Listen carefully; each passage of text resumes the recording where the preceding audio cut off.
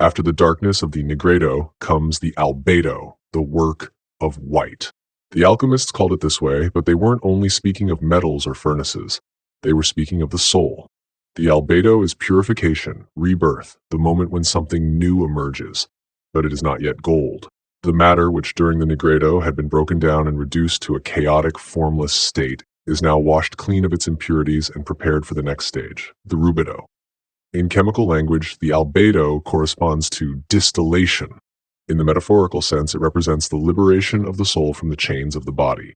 It is the white of ashes, the clearing after the storm, the faint light that follows chaos. If Nigredo is dissolution, darkness, the confrontation with the shadow, albedo is a return to the essential. It is when what remains is washed, purified, made lighter.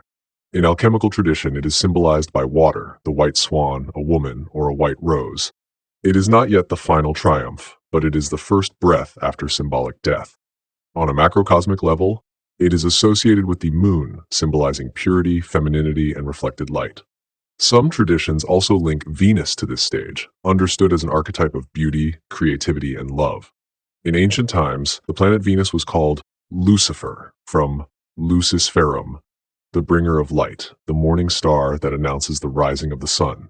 As an archetype, Venus represents the transition from the darkness of the ego toward higher levels of spiritual consciousness.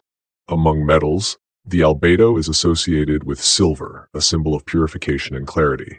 In Dante's Divine Comedy, the albedo corresponds to Dante and Virgil's journey through purgatory, the slow ascent through the process of purification after passing through the inner inferno.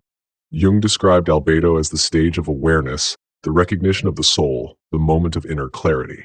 The individual has now seen the dark sides of their shadow, has stopped projecting them onto the world, and finally faces themselves constructively. You are not yet complete, but you are no longer lost.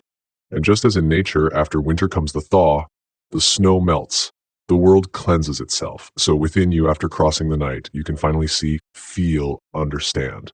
The albedo is fragile. It is a delicate but necessary passage. Those who ignore it remain trapped in the dark.